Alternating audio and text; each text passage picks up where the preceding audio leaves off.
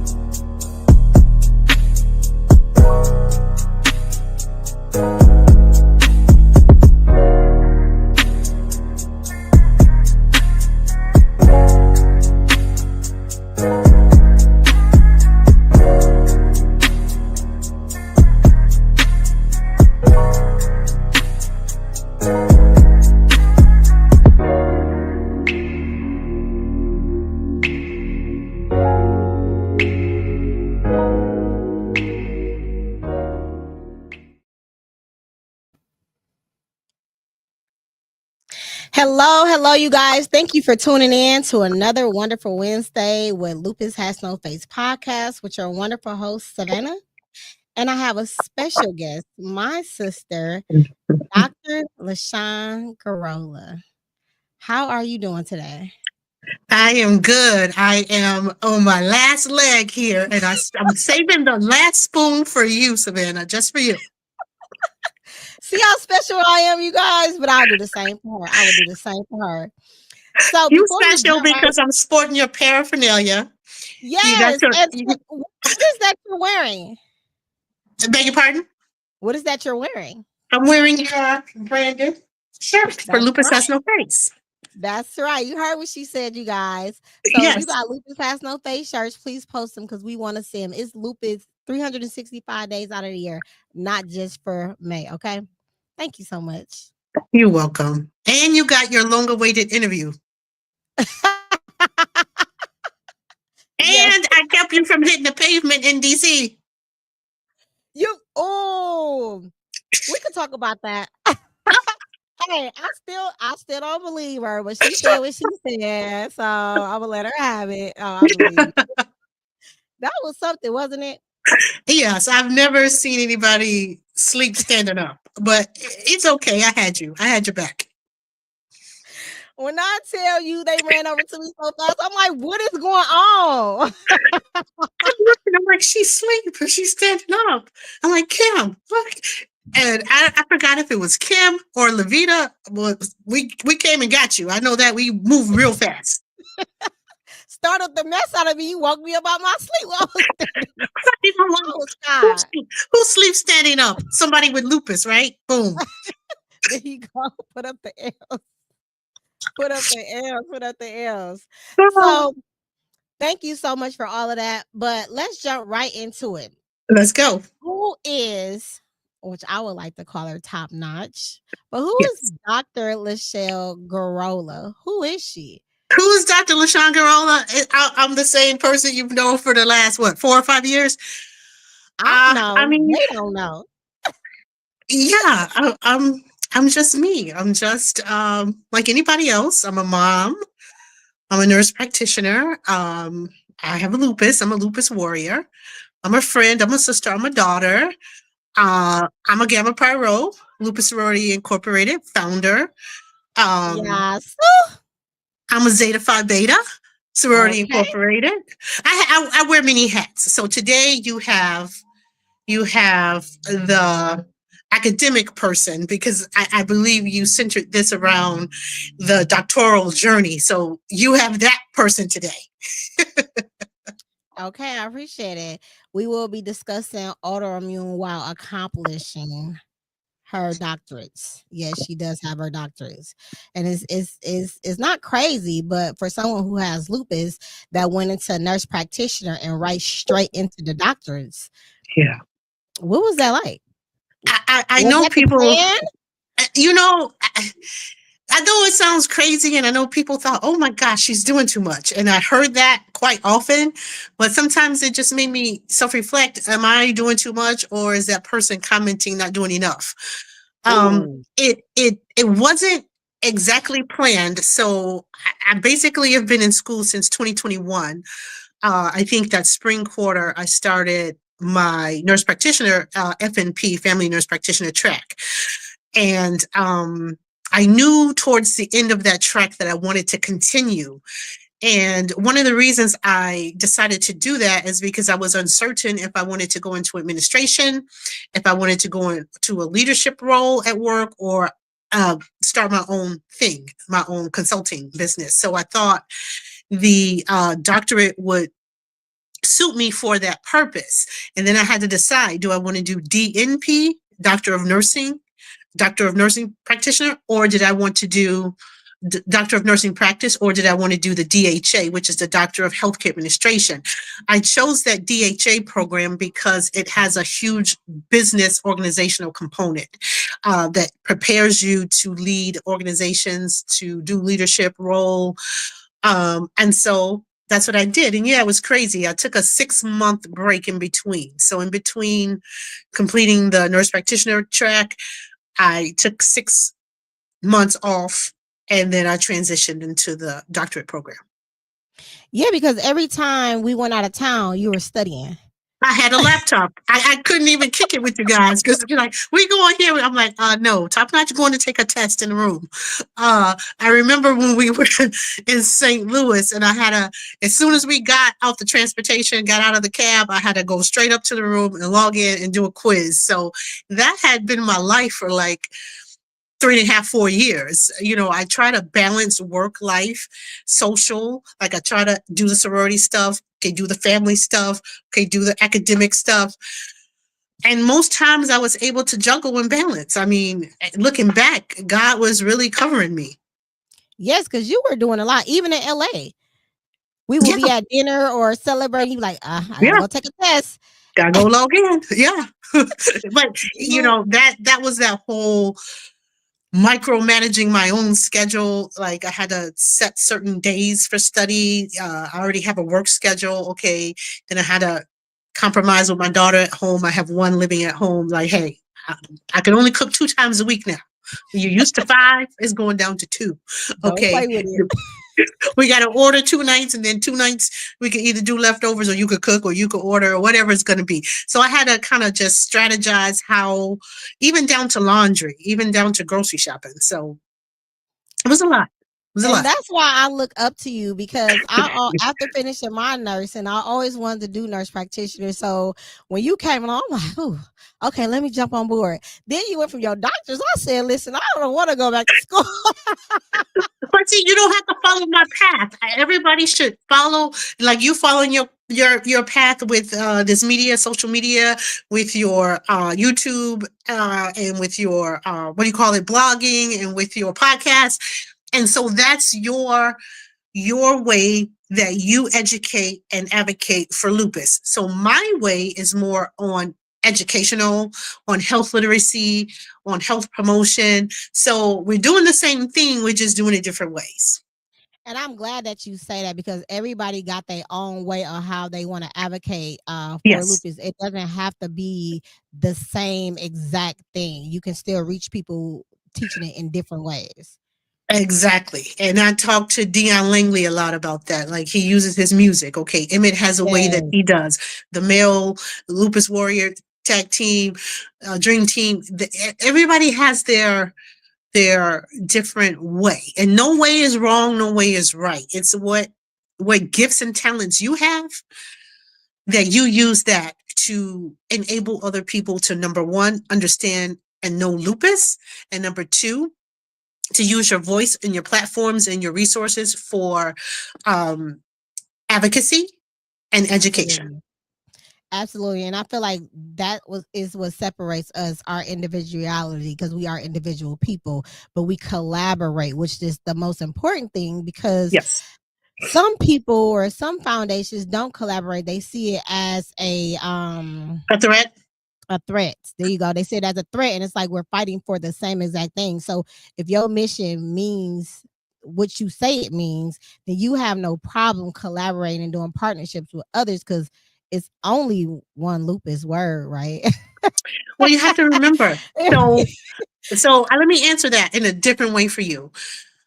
like I told you, I had a choice between the DNP and the DHA. So the DHA brain is saying a collaboration, you look at it almost like a business deal, right? So Absolutely. for me to collaborate with you or for you to collaborate with me, you look at, okay, what's in this for me? And Absolutely. that's how bigger organizations look at that. They're figuring, I already have sponsors, I already have advertising. What can working with Lupus Has No Face bring to me? And if it cannot bring them a bigger audience, if it cannot bring them funding, if they cannot bring some tangibles that they consider valuable, you'll get no collaboration. Absolutely. And I'm so glad that you say that too, because people like to collaborate without nothing. And at the end of the day, it's for us to deliver a message, but we still have to have funding to do a lot of the things that we do throughout the year too. Yeah, and that's even like speaking on lupus. Okay, some organizations offer a honorarium, a stipend, pay for travel. Okay, you know, if you reach out or somebody reach out, I might say, you know what, that's a fellow lupus warrior. Let me just jump on in here and do this. So I don't necessarily look for something of a monetary value. Yeah, and I definitely understand that too. Because you get more you're blessed with more abundance sometimes when you do that, but it gotta be authentic, right? Did you say it has to be on video? No, authentic. Oh, authentic. Yes, yes. Because so you have to remember, we, like you said, we have the same mission. We just go about it differently. So if Absolutely. my goal is to reach more people and you have a big audience, then it would make sense that if I want to promote lupus awareness, promote advocacy, promote health literacy, then why not be on your podcast? Absolutely. I love you for that. I love you for that. Okay. Can you share your personal journey with lupus and how it has shaped your career as a doctor?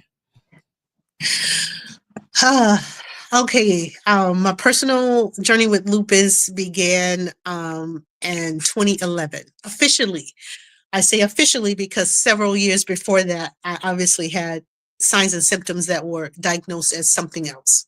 Absolutely. The diagnosis came at a very critical time in my life, 6 months after a stressful life event. And so the doctors feel like that stressful life event just brought the lupus out of the dormant state that it had been quietly, waiting for its moment to come out. So that was in 2011. And to be honest with you, Savannah, it took me about a good 2 years to come to terms with it, because I'm like everybody else. I had that anger phase, I had that confused phase. Even though at that time I was a nurse, I got a blurb in school about lupus, and then we went on to the next topic. So I had to spend that 2 years learning more about it, finding support. That's what led me to seek out a support group. Um, it was a difficult transition because personally, I had just lost a spouse. My family dynamics changed. I had two kids still wanting mom, needing mom every, all day, every day, like the usual. So I couldn't let this new diagnosis stop me from functioning. So I did take some time off work initially. I slowly eased myself back, but lupus kind of took it. I didn't know which way it was coming at me, because when I was diagnosed, I had lung inflammation, as well as three other organs. So I didn't know how this was going to turn out for me. I was initially on chemotherapy, and at least three other oral agents to get it under control. So once it was under control, I started running from a calling. The calling was that I was supposed to do more with this lupus. I was supposed to help other people learn how to deal with it. And I ignored this calling. I ignored it. And it was actually my grandmother who told me I need to stop running and just do what I'm being called to do. And so that led me into facilitating support groups and then branching off into other things in the lupus community. Yes, that you are a very strong advocate. Like your name rings bells. You know what I mean? And when you show up and you do your thing, you know exactly what it is that you're talking about. Like you do not play when it comes to any of that. And just by knowing you for these years, like you never changed ever. You You know, remain consistently who you consistent are research. the whole way through. Because this is my authentic self, right? I can't pretend to be you. I can't pretend to be the next person. It's like I have my own style of how I explain things. I like PowerPoints. I like presentations. You like to talk. Somebody else might play music, beat the drums. Somebody might shake the tambourine. We all do our own little thing.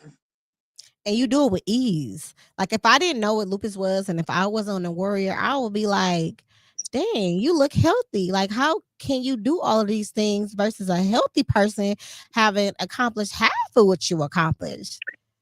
But I think I don't consider myself that type A, but I knew early on with this diagnosis that I wanted to beat it, if that makes sense. That Absolutely. it's gonna affect my life.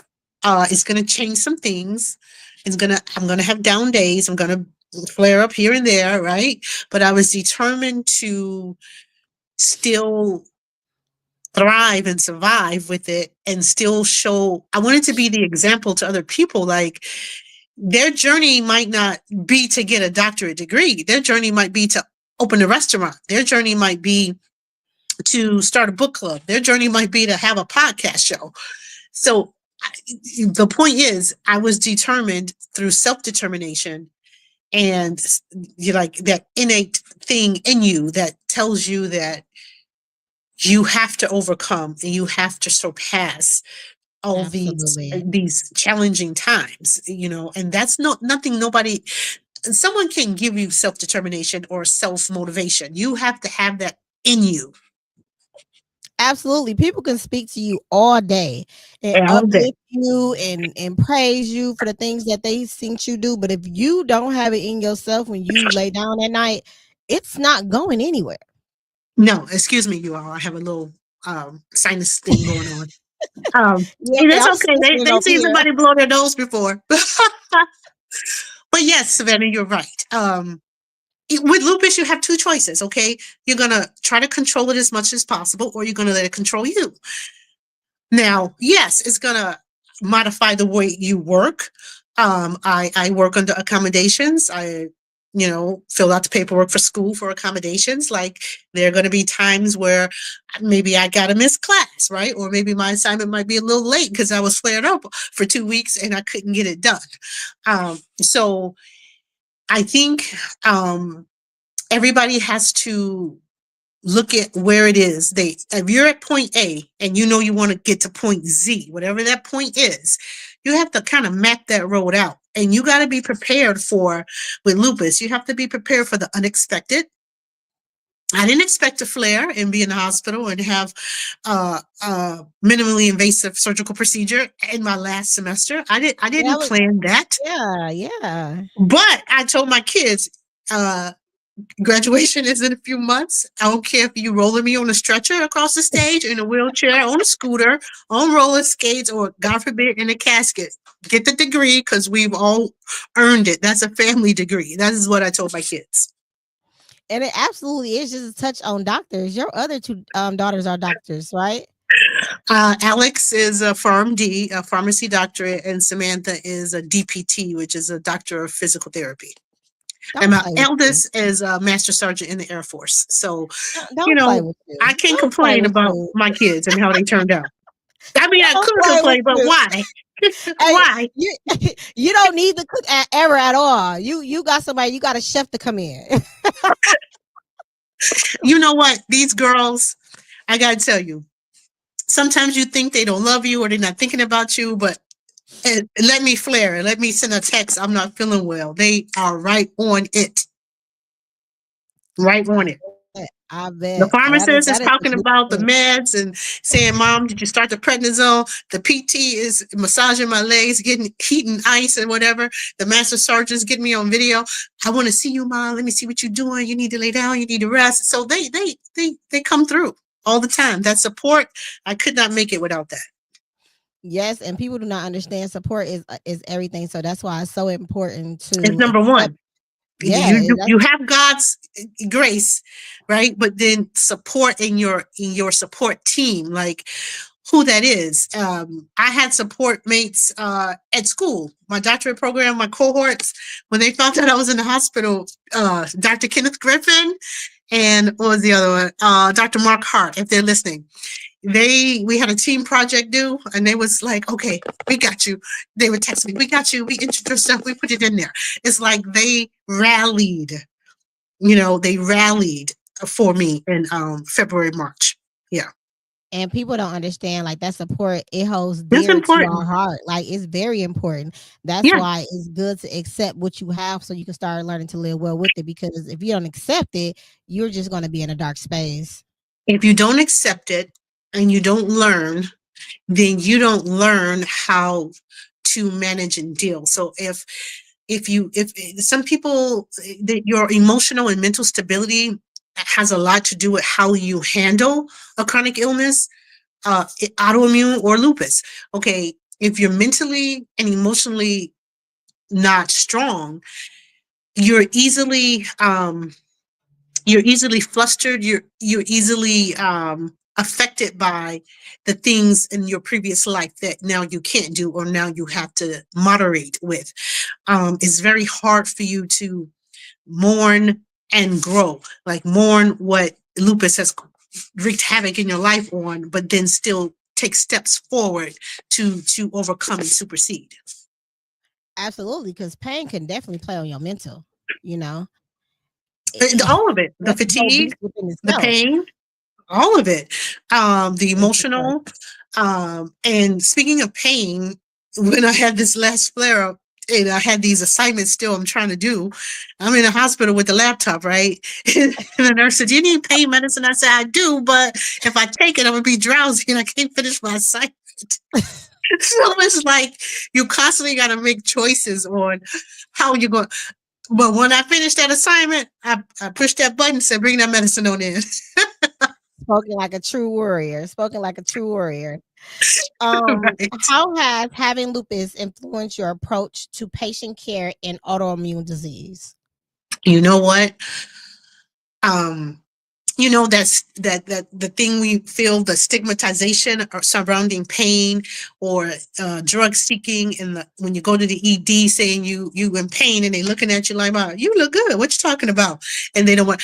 It changed my perspective of how I view patients when they rate their pain. And then it also made me educate myself on what's called multimodal pain management. So I actually, for my unit at one hospital, became like the pain management expert for the unit because we got a lot of sickle cell patients, we got a lot of cancer patients, a lot of lupus patients, chronic pain patients who were used to taking high opioid amounts for their condition. And so a lot of staff didn't quite know how to treat them or take care of them because they would say, "Okay, you gave me my 60 milligrams, but I'm still in pain." So they didn't know how to navigate that, how to develop a care plan, and how to offer alternatives for this patient to be comfortable.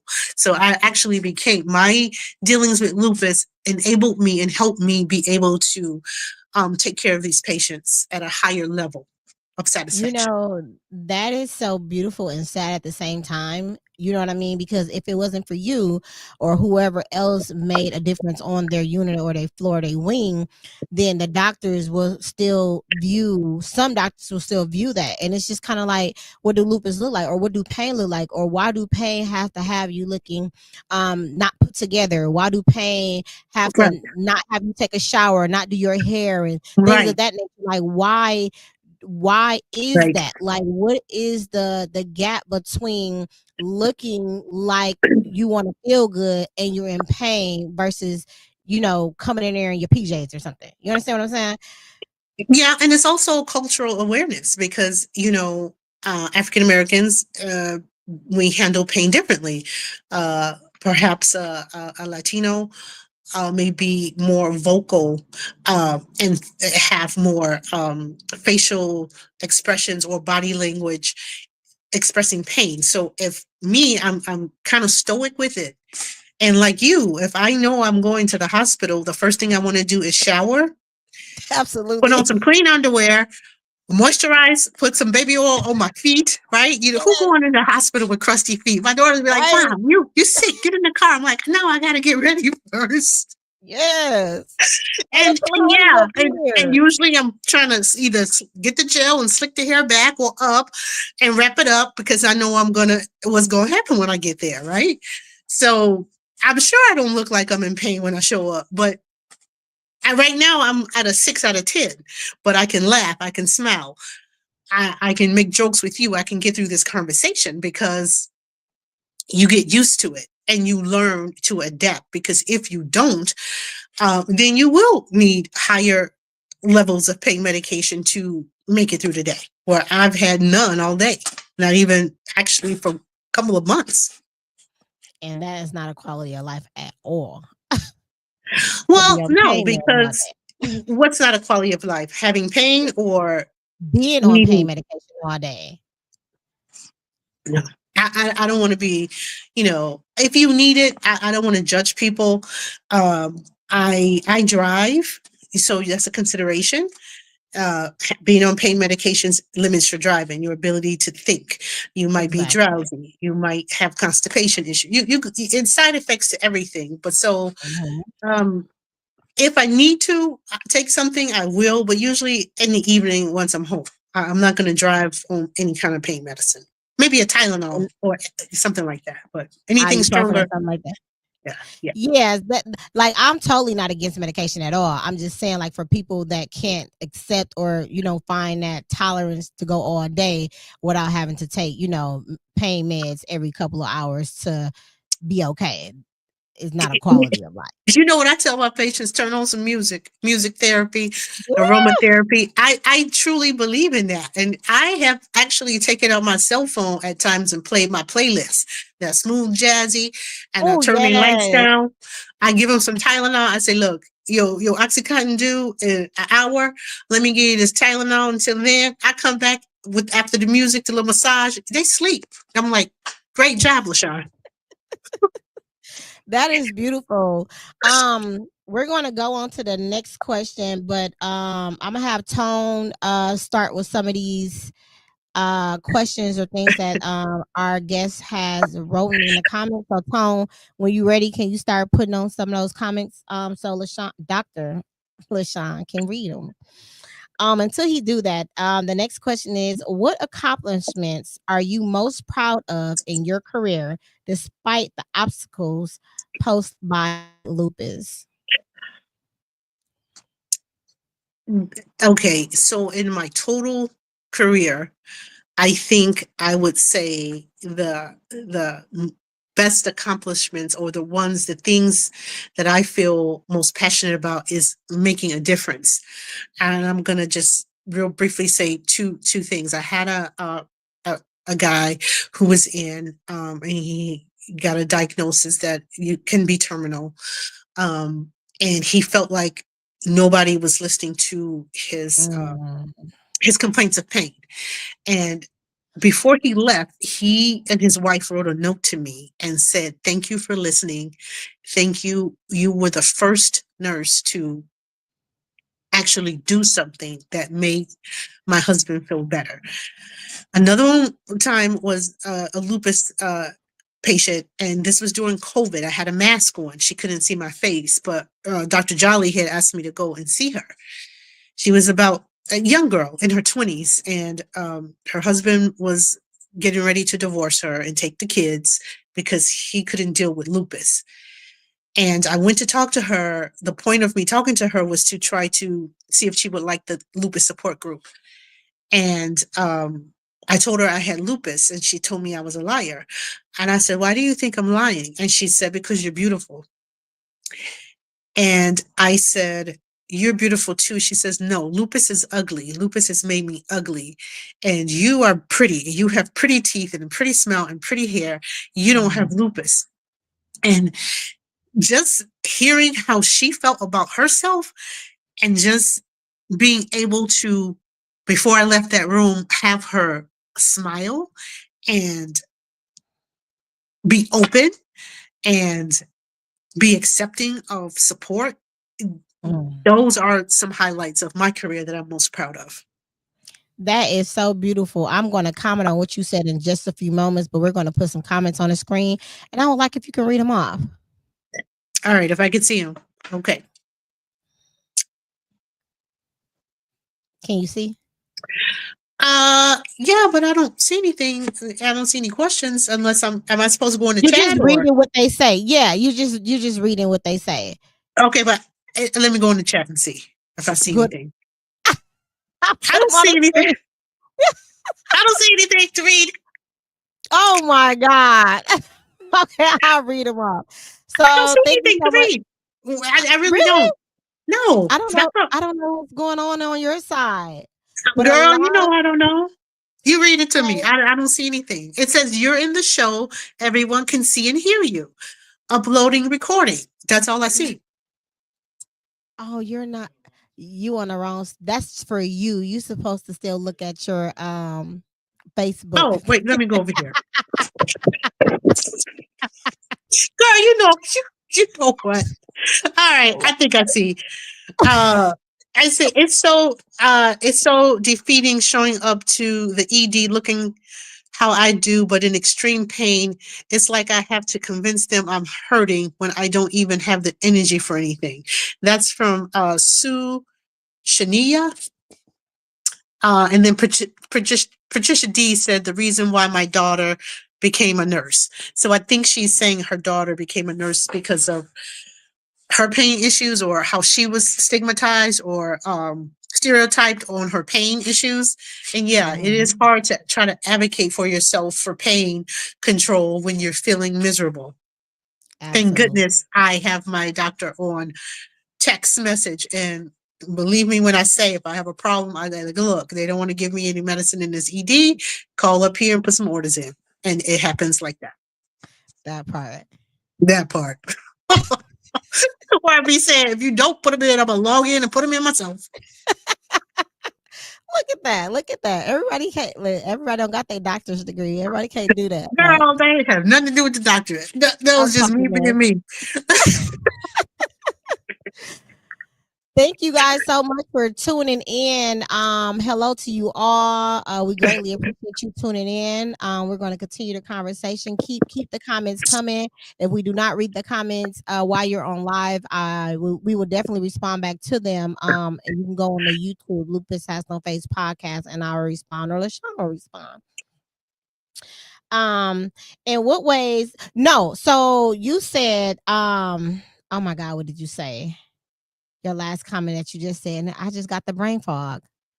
Was it about pain or about the highlights of my career that I'm most proud of, Yes, the or highlights of your career that you are most proud of. making a difference for other people?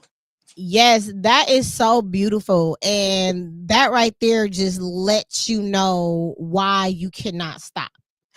Like those things right there, it just like, okay, it just fuel you back up. Like I'm doing what I'm supposed to do, because sometimes being an advocate and having our, nonprofits in our regular life, and that whatever is going on in our life, sometimes we get tired, and sometimes, we do want to kind of like slow down.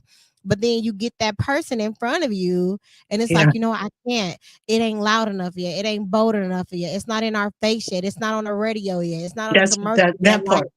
That part. everybody has mental health awareness and cancer. Where's lupus awareness on the radio? You know what I'm saying? Where's lupus that when we turn around? That's where we're aiming for, and I feel like once we get that, because we will get that, that's gonna be just all of them more. That's just gonna hit so different. Well, the way I see that, Savannah, is this: you have to look at who lupus primarily affects, right? And so we already know that there's Yeah. women, and we already know there's women of color. So you have to look at where we sit on the totem pole as far as hierarchy for our health care. We're at the bottom. So for lupus to really get the recognition, the amount of attention, the level of awareness, I personally feel we'll have to link it with something, some other intersection or some other autoimmune or some other condition to almost tag team it, if that makes sense to you. So that's what I believe. Um, because outside of a sponsor that either has a personal connection to lupus or someone in their life has a connection to lupus that is able to be a spokesperson for it, I don't think we'll necessarily push the dial on it. And I totally understand when you say that. And if that's a start, if that's a start that we have to link up with other invisible illness, it wouldn't be such a bad thing. Only because a lot of lupus warriors have fibromyalgia and rheumatoid arthritis and other invisible illnesses added on to the umbrella. So that wouldn't be a bad thing if that's somewhere that we want to start. But like myself, I'm in the media, podcasting, and things like that. It wouldn't be a bad thing to get on the radio. So I feel like once we get one yes in an area, we just blow it up. So that one yes versus a million no's, that's still, that's still light. That's still bright. That's still like, okay, We have to do it. So I say this all the time. yes, We in the lupus community have to take the responsibility and the action to get our messages out there. We cannot depend on anybody else, not politicians, not physicians, not rheumatologists, not Nike, not any we it's our daily life. It's what we walk through every day. And so if any changes are to occur, they kind of really need to center we need to be involved. So like we need to be absolutely. at the table with that. Absolutely. I totally agree with you. There is a comment. There is a young lady asking what nurse, I think she's a nurse. She says, what should I touched on some points about getting a blurb about lupus and more in nursing school, and she agrees. What do I think most clinicians need to know when involved in care for patients with lupus? I think it's very important for clinicians to know that lupus will not look the same for all the lupus patients, right? Depending on the organ involvement, their symptoms may be different. The type of care they require will be different. It's not gonna look the same. So where somebody else may present with a rash and pain, another one may present with swollen joints and inability to walk. So I think the guard has to always be up with clinicians when they're assessing somebody coming through the ED, if they're coming in with these common symptoms of fatigue, of chronic fatigue, no matter how much you sleep, you're tired, that they, do a further health history to see if autoimmune runs in the family. If they have inflammation, if they have, joints swollen, because everybody thinks you need to have a butterfly rash, and you absolutely don't. So I think in nursing schools, if they, you know, um, increase the curriculum to more than a blurb about lupus, because we get more on RA, rheumatoid arthritis. We get more on other autoimmune and inflammatory diseases. So I think if they add us 2 more pages to say, hey, lupus is not going to look the same for everyone. It is very important to ask and obtain a complete history, because that is how lupus is diagnosed. It is, if you're not active with it when you go to the hospital, your markers will not indicate it. What I mean Absolutely. by markers, your inflammatory markers, certain blood tests that are done, if you're not in an active flare, those might not present themselves. So it's really going to come down to health history and family history, trying to figure out what's going on. And that's where you have to be an advocate for yourself, because you do have the right to get tested for anything that you ask. And if you're Yeah. just going in there and just saying and letting them do whatever and not speaking up, that's a problem too, because you Well, got most some people good don't know that doctors. to ask for lupus, to say, hey, do a panel, check me for lupus, or check me for this, or check me for MS, or check me for all these other things that lupus can look like. Yeah, that's why it's so hard to diagnose, because it looks like a whole lot of other cousins. And that is correct as well. But we still got to pay attention to our bodies, because I'm sure sometimes, if it's not the first time, something happened that you felt kind of weird and lasted for a long time and got over it and came back and probably got a little, extensive, and you kind of ignored it. So we have to do better as a whole, as well as paying attention to our body. Exactly. There is a comment. I think it's Lisa Ford is asking for more information of how to get involved with what we have going on. So, Savannah, I don't know what you want to put in the chat. If you want to put your website up, if you want to give her Gamma Pyro's information, if you want We're to put gonna my do it number in there. all. I'm a part. Uh, I'm a part of it. We are part of it. You got your different entity. I got my different entity. We give her a choice. So, Miss Lisa Ford, we are going to drop uh things in the chat that you can just go and look at your leisure and pick and choose to what you want to start with. I think yeah, that's fair. that's fair. Yes. Thank you so much. Um, can you discuss any research or initiatives that you were involved in with regarding lupus and autoimmune diseases? I can tell you of a couple of uh, things I was denied for, and one was the fatigue trial, and one was a trial for vitamin, I want to say vitamin D and the levels in lupus. So for the fatigue one, which is ironic to me, but they were looking for people with lupus. And so I filled out all the information or everything. And then I got called saying I didn't qualify because of the medications I was on. So I was like, I'm on medications for lupus. Right. But that disqualified me from the study. Don't ask me. Don't ask me. I want to Um, so bad. I have done what is it called? It was something with Dr. Ramsey out of Northwestern, where you learn about research and clinical trials, and then you take that information out of popular opinion leader, POL, popular opinion leader. So that's basically saying people who have credibility in their communities, that people trust and would listen to go and reach out into my network to talk about clinical trials. So those are the only things I've done. I have a question that's not on here, but just hearing you say that you were denied for certain things, do you think that when it comes to lupus and the research that they are putting on or looking at it from a personal from their personal glance on kind of like what they think it should look like or what they want or the pieces that they want to see added together? And I asked that because before you answer that question, because the denial, that's crazy. Based on medications. So, in other Yeah. words, they thought one of these medications might be contributing to fatigue. So, can we really say that's the lupus because you're taking XYZ?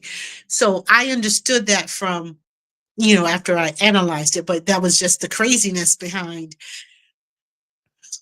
uh, having something for lupus and then somebody with lupus who's African American trying to participate and saying, oh, you don't qualify. But to answer your questions, no, I don't think the research is trying to get it to prove some ulterior motive of what they want.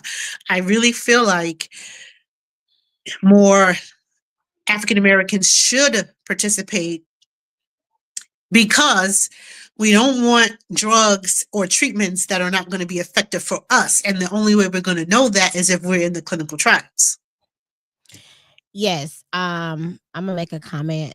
I feel as though that, like, I understand it why you said that they denied you, but on the other hand, I feel like they shouldn't have denied you, because that's a good patient to have to see if this is the lupus causing chronic fatigue, or is it the medication?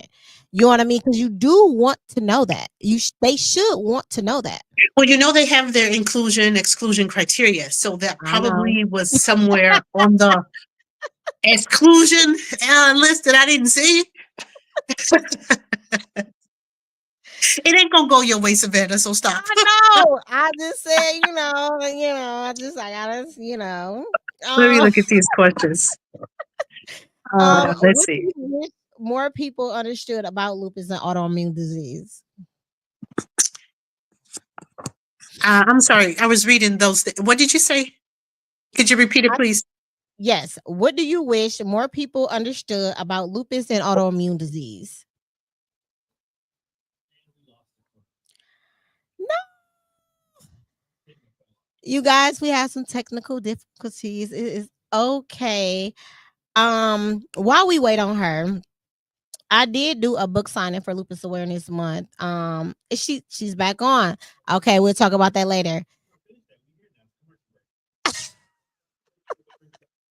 Okay, let me just my producer, you hear my producer back. So I did do LaShon, 1 second. I did do book signing in May for Lupus Awareness Month. It just it's more so of for the lupus warriors that just newly got diagnosed, but it's really for anyone. But I was really speaking to them, just learning how to learn their triggers and what to do and how to document, and keeping appointments and how they feel, and letting them know that what they think is not crazy.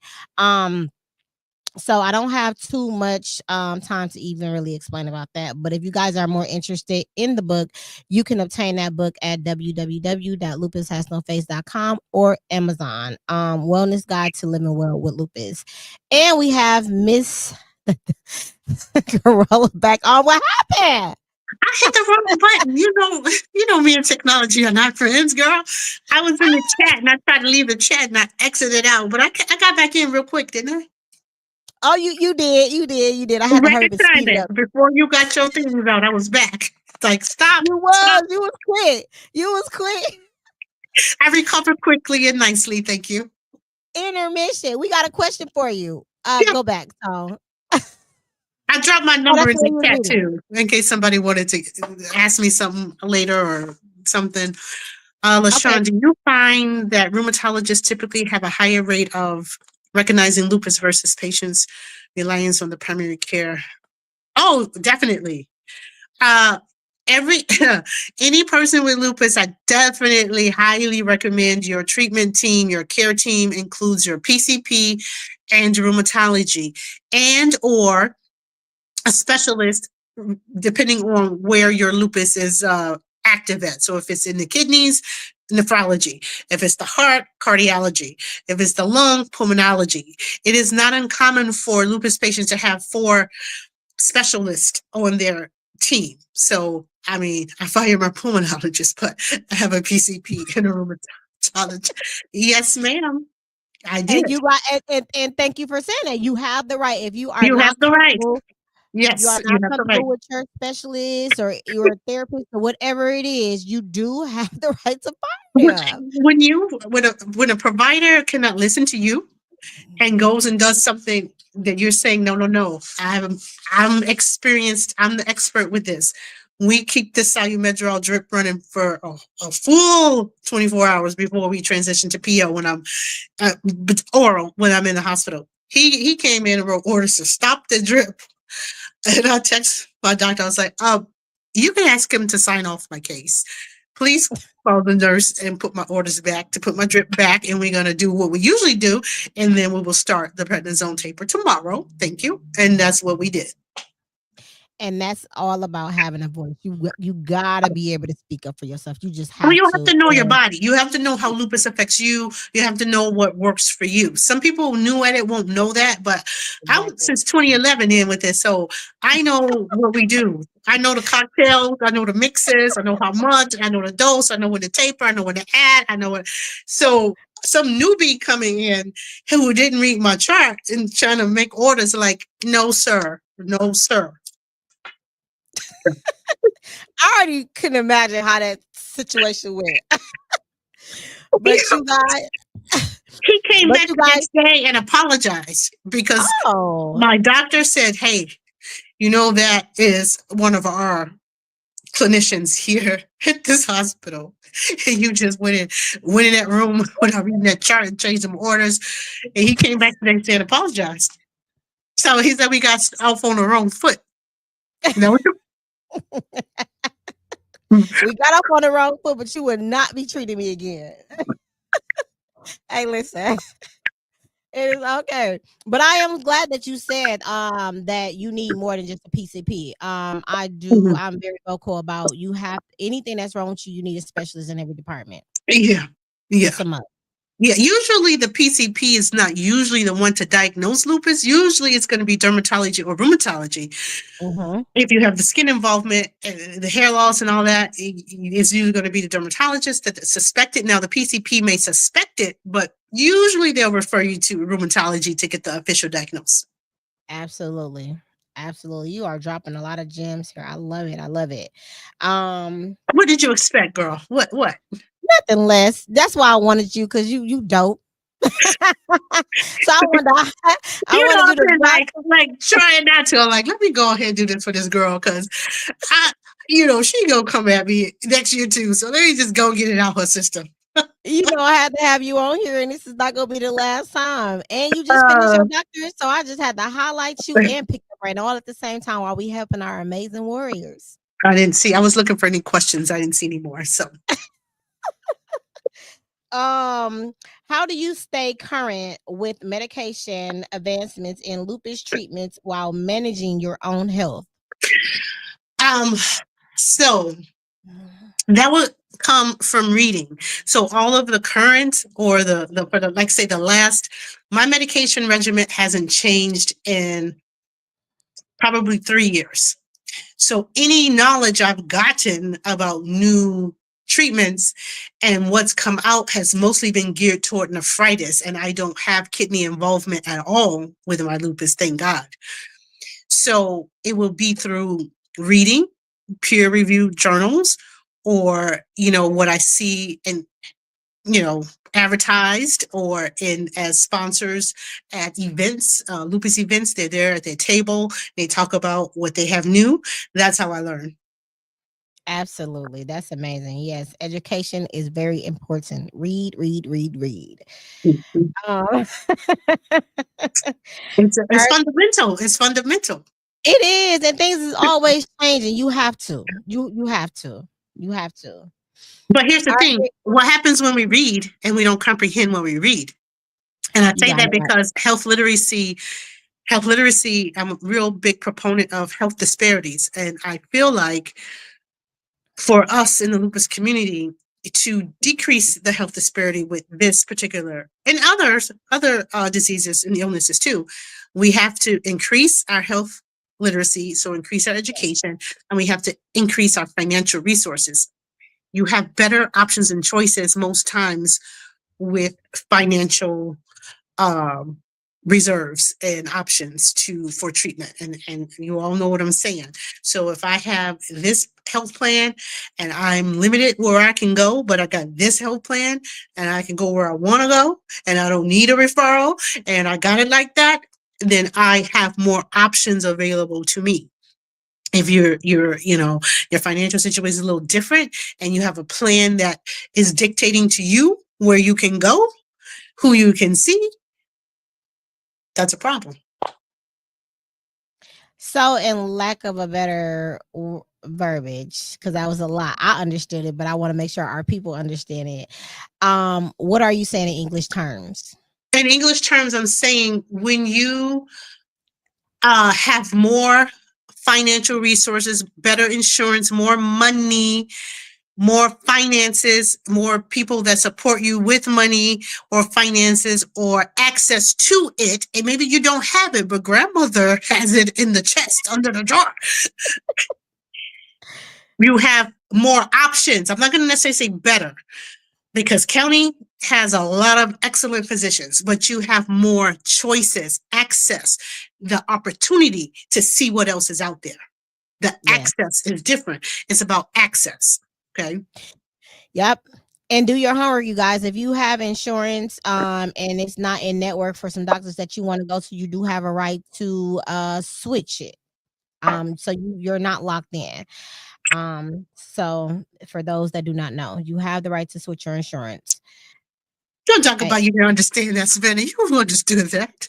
I said I understood it, but I just the people that's on here that's not in the field and things like that kind of want to Okay. break it down for them. Look. Okay. Okay. Okay. Because I was like, Okay. I understood it. You are a mess. What role do you think lifestyle changes plays in managing autoimmune conditions like lupus? Okay. So for me, lifestyle, one thing that's helped me is walking 3 miles a couple times a week. And people would look at my weight and think I'm inactive. When I'm in my little Fitbit group, I lead everybody. They'd be like, "You did that many?" I was like, "Yeah, y'all assume bigger people are lazy and don't move." So lifestyle of exercising or walking or getting some, because you want healthy joints, you want to move them, right? Um, Eating in portion size, especially when we're flared up and on prednisone. I strictly cut carbs and sugar because I have no choice. Otherwise, I'd be like a big old whale. Um, Smoking and You don't want drinking. that. Smoking cessation is one of the best things you can do, whether you got lupus or not. Smoking cessation if you smoke. Alcohol intake reducing. I'm not saying don't ever drink, but I'm saying we don't need four when we drink. Yes, That's and just to lifestyle. piggyback That's off lifestyle. Alcohol, that, tobacco, diet, exercise, lifestyle. that is right. And when you do know your body and know your triggers and things of that nature, you will understand what type of liquor you can assume and what you can't assume. Like for me, it's some liquors that will swell me up that I just got to stay away from. So Now, yeah. see, that's what you're saying. Don't mix that with what I said. No, not with you. I'm just giving them some more. I'm just adding to it. I put some seasoning in But you what don't you listen said. that Dr. LaShon said it depends on what kind. I didn't say to choose what I kind of alcohol. I I said said limit your I. alcohol. You gotta limit your alcohol too, but I gotta tell them too for those that do that. Pay attention to your body because some liquor, like as will swell you up, and some won't. So you gotta find the right types. I said that. That's look. If y'all want to listen to that, good. I'm saying alcohol in moderation. We don't need to That's have drink every day, and we don't need to have 3 and 4 and 5. Okay, you want to have your little glass of wine a couple times a week, more power to you. But if you're on pain medication, obviously curb the alcohol completely while you're on that. So, yep. absolutely. Absolutely. See? You ain't getting me caught up, girl. They might I'm listening to you. they gotta hear both sides. You got some people on here that's probably been consuming alcohol and been swollen up and don't even know why. And it's their type of But then I don't want them thinking, oh, it's the type. Oh, I had vodka. I should have had rum. I ain't said No, that. y'all better not twist these words on here. You know exactly what she and I said. You oh my God. The last question. Looking ahead, what are your hopes for future of lupus research and awareness? Obviously, like everybody, I hope for a cure. Um, in my lifetime, do I expect to see that? No, but in generations, I mean, I have granddaughter. She will have kids one day, and I hope that this is not passed down. So I would say that's number one that I would like to see. And what was the other part of that question? Where did I go? Looking ahead, what are your hopes for the future of lupus research and awareness? And awareness, obviously, national. Yes, Consistent exposure, not just in the month of May. In the month of May, I promise you, I got about 10 invitations to speak or do interviews. And like you said, this is a year all year we need to be running this, right? I know you do your stuff, your show, your podcast every Wednesday. Your topics vary. I think in the background is always lupus, but I know you talk about other things too. So that's what I would like to see. I would like to see a cure for particularly based off research that African Americans women participated in, and men too.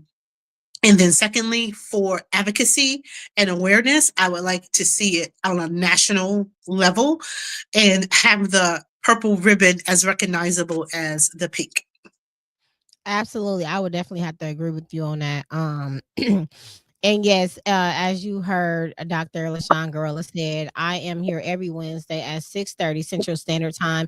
And we talk about lupus and everything because we're not just in a box. Okay. We have regular lives that we live. So I like to cover lupus and everything. Um, so that this is what this podcast is all about. A lot of people learn some things, and there's a lot of takeaways, and so on and so forth. So, and then I bring powerful women on like yourself. Thank you for having me. You're welcome. So, what takeaways? I want to be respectful of your time. So, what takeaways would you leave our viewers today? Takeaways I would leave your viewers today is, follow your own path and not one of others. You know your limitations, you know your strengths and your weaknesses. What one person does in their path with lupus may not be your journey is your journey. Keep your mindset open to increasing your knowledge base about lupus. And just know that anything is possible with lupus. Lupus is not the end all be all. Okay, we can supersede uh, most times with the obstacles that we have. Like hang in there, stay in the race. Absolutely. And do you want to drop any of your tags if we already do not have them in there? If they want to visit your support group or contact you in any way for anything, you got any upcoming events that you want to share? Thanks, Dion. I see Dion's commenting. Hey, Listen, Dion. listen, Facebook people, I'm only on Facebook right now. That's right. So y'all see my first name, LaShon Gurrola, Gurrola. I'm gonna drop that in the chat. That's how I'm on Facebook. From there, I can connect you to my lupus support group, which is monthly. It's usually on a Saturday. I do try to do like socials twice a year. So June will be a social, meaning we'll get together outside, whether it's go bowling, go for pizza, go for appetizers and drinks. Doesn't have to be alcohol, but it's certainly your option if you want to Mocktails. have it. Mocktail. Here we go. Yeah, there you go. And I'm trying to get back in the little chat. Okay. Here's in the chat. So I'll put that in there for Facebook people. And I think that's about it. But yeah, this was fun. I enjoyed. It As was you it would. was nice to laugh with you, and you know, yeah. Sometimes we are serious. I know I am. But this was very important, and I think we discussed some great things, and I'm happy. We definitely discussed some great things. Thank you for taking time out of your busy schedule for coming You know on. it's busy. You know it's busy, Savannah. It's gonna be busy for the rest of your life. You know what? I think I'm gonna slow down in a few years. I think I say that right. I said that 2 years ago, and I still haven't. We'll But see, because you got other stuff that you do with rebuilding houses and things of that nature. But we're not even you gonna know talk about what? that When on you this do your episode. lupus and finance, I'll come back. You do lupus and finance, I'll come back and I'll have that conversation with you. I'll bring my wifey team with me. That's Tamiko and Levita. All right, okay, we're gonna definitely set that up. So again, thank you for your time, for coming You're on. It's welcome, always honey. a pleasure of having you. Congratulations on your doctorate. And you guys, we are here every Wednesday at 6:30 Central Standard Time. If you miss it live on Facebook, you can go to the YouTube Lupus Has No Face podcast and replay it and comment. And again, myself, or if Dr. LaShon Gurrola would like to respond, she will respond as well. So thank you all so much for tuning in. Until next time.